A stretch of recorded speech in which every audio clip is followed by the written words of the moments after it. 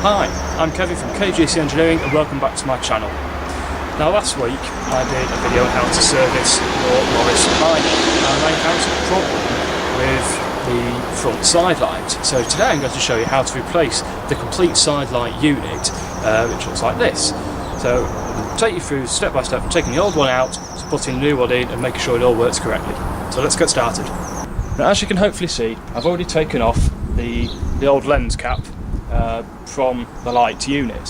So if you remember, the side light is the bottom one and it is clearly corroded and the wiring came away. So what I'm going to do today is replace the complete unit.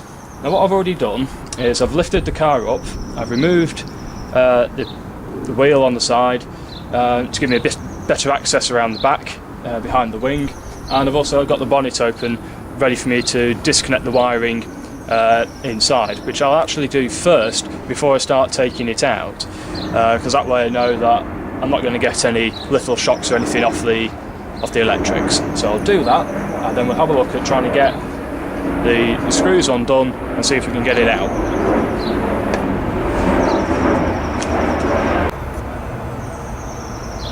So if you look inside the engine bay now, this is where the wiring loom comes through the wing. We've got the green and the red wires, and they go down to their respective sockets, or joiners actually, further down. So all I need to do is just pull them out of there and make sure that it all comes apart nice and easily, and that I remember which one goes back in where. Luckily the wires are fairly clean still towards the bottom. I can just see that one is the green one, you can see the greens there, and the red one is there as well, that's quite clear to see. So I'll pop them out and then we'll be ready to make a start taking the actual fitting out. So let's take a look at the fitting. So we've got the main indicator bulb, so we'll take that out, just twist and pull out nice and easily, and of course we've already taken out the side light fitting anyway. All that holds this in place now are these two bolts here. For some reason the previous owners put slotted heads on, which are quite mashed up really, so we may be lucky, we may not be. Around the back is some small nuts where it threads through, so it's more of a long machine screw. So what I'm going to do is just going to see if I can get it to spin and get the nuts off, and we'll see where we go.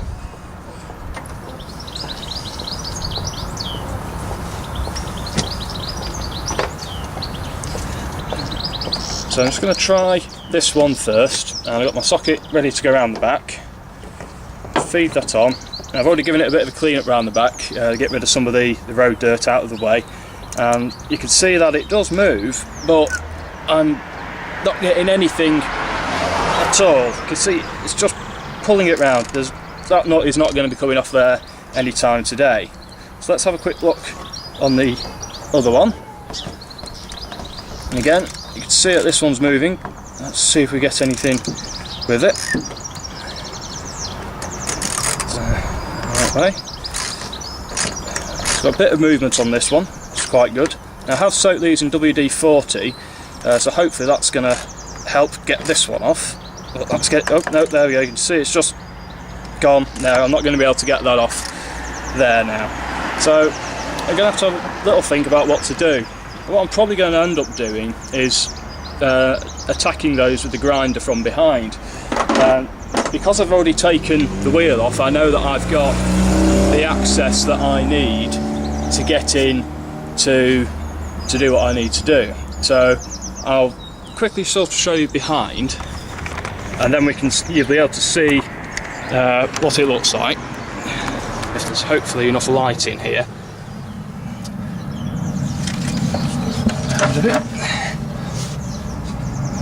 So you can see that, there we go. So this is one of the bolts here, and the other one is just on the other side. You can see that one is quite loose, but this is the one that was causing us problems, and it's just not going to be coming out of there. So what I'm going to do is I'm going to cut that away with the grinder, and hopefully then that whole unit should be able to come free. Right, so before I get started with cutting it out with the grinder, I want to gently, quickly tell you the basic things that need to be done first. The most important thing is your PPE. You need a decent pair of goggles and a decent pair of ear defenders. These will protect your ears and your eyes, most importantly, from any, well, your ears particularly for the sound, and your eyes certainly from any sparks that are going to come up, that will come apart when you start grinding. Now, all I've got is a standard 4.5 inch grinder. You can pick these up readily from numerous suppliers. They're not overly expensive. They are a good tool to have in your, in your workshop tool bag. So I'm going to quickly grind them off, and then I'll show you where we go from there. So after a quick zip with the grinder, the 2 bolts have now gone. So all I need to do is just pull that away. You can see you've got the wire there coming through. So all I need to do is just feed that through from inside the inner wing, and it'll eventually come out. So I'll do that now. Just pull it away.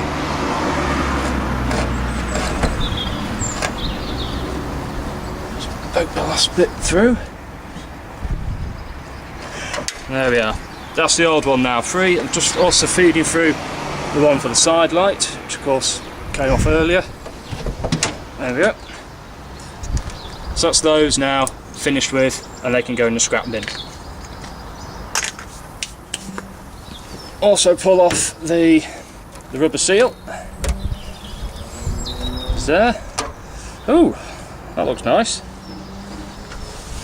This red paint here, this looks like possible original Royal Mail van paint, because this van was ex-Royal Mail postal, so it was the traditional sort of red postal livery that everybody associates with Royal Mail. You can see here I've also just nicked it with the grinder when I was cutting away the bolt. Well, I'm not going to worry about that just yet, because all I want to do is get this light fitted back in, and I'll spray it all on the inside with a bit of wax oil. That won't affect that particularly much. If you wanted to, you could, if you had facilities, a little welder, just a bit of weld, grind back, and a bit of paint on there, and then fit your lighter once all the paint's dried off. But I unfortunately don't have the time to do that. It will get done at a later date when the vehicle gets restored fully.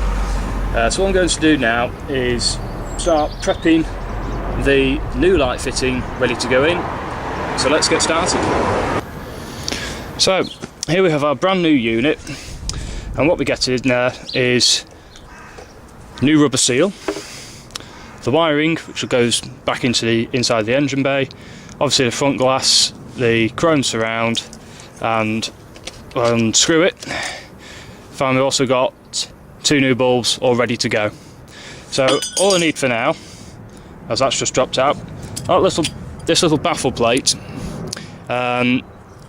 lives inside the lens cap. You must always remember to put that back in just before you fit the light fitting again, just in case it does drop out, as they are loose, but it is there for a reason. So all I need for the time being is the main unit itself. So I'll get a nicely set of nuts and bolts, grease them up, and then we're ready to start putting them back in. Alright, so I've got my new main unit, and I've unwrapped all the wires from behind. So first thing is to feed them through. Just leave them into the inner wing for now, because you don't need to start fiddling around too much. And what I've actually forgot to do is put the rubber seal in. So I'll take them out. Don't forget the rubber seal, like I've just done. So thread the wires through the rubber seal. Make sure you line the seal up properly on the back. It is shaped, so you can't really get it wrong. And make sure you got the big bulb at the top, because that's your indicator bulb. Feed the wires through, and then we're ready to start fitting the nice new bolts. With the bolts, as with every nut and bolt I ever put together, I've put a layer of copper grease on to stop the threads from rusting too much. It also means that once it's wound up, that it will make it a lot easier for them to come apart should we ever need to set this apart again. So I put a small washer on there as well. So put the first one through, line it up with the hole, and then just do the same with the second one. Fairly easy. So they're on there. So I've now got a couple of washers to go on the back and the nuts, and all I'll do is I'll just wind them up nice and easily, just feel for where they are at the back. That's the 2 washers on, got nice new nuts as well, winding the first one up. Initially all you'll need to do is just get it finger tight. Wind it all the way up. Quite long these. There we go, it's getting somewhere near. And now the other nut.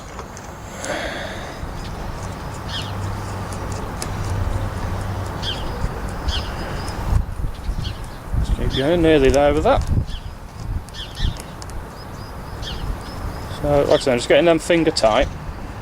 All I want to do now that it's on there, is I just want to trial fit the main lens and then just see how it lines up with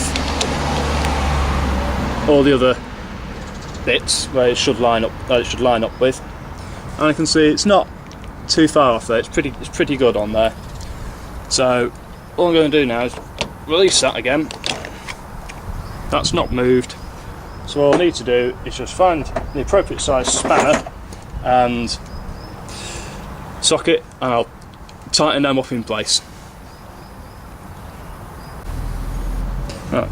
The 2 nuts are now tightened up, so all I need to do is just see where, I'll just get this now to get the 2 wires through and then start wiring them back up. So all I need is feed it around, and from behind you should be able to see whereabouts it goes through, and I can actually feel it. So poke it through there, and poke the other one through as well to follow it. So these are then ready to go into their joiners as required. So I'll just show you that inside.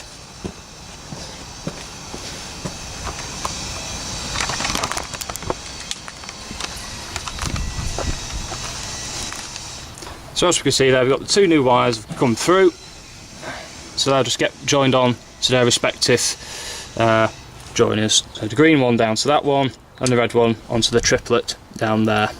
So I'll just do that, and then we'll be able to test the lights and see if they work. So I've now connected the 2 wires back into the loom.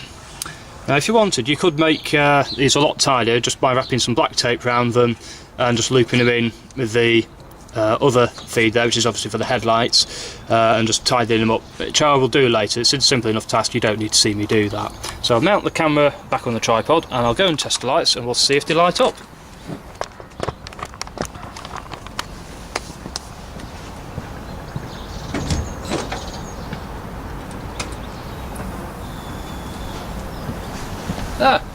Success! The side light now works, so I'll go and see if the indicator still works.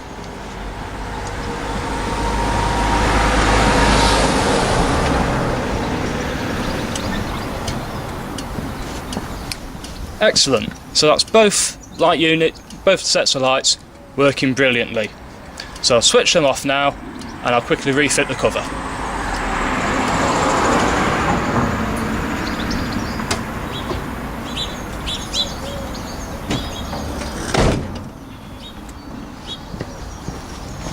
And that's good, the lights go off as well.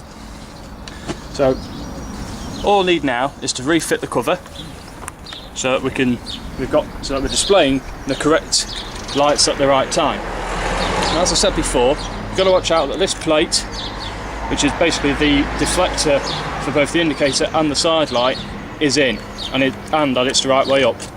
It is shaped. Just make sure that the larger flat part in the middle is towards the top, which is the indicator bulb. So put that in, line everything up in there, turn, and it's on. I'm just going to feed back the chrome on it a little bit to make it a little bit neater.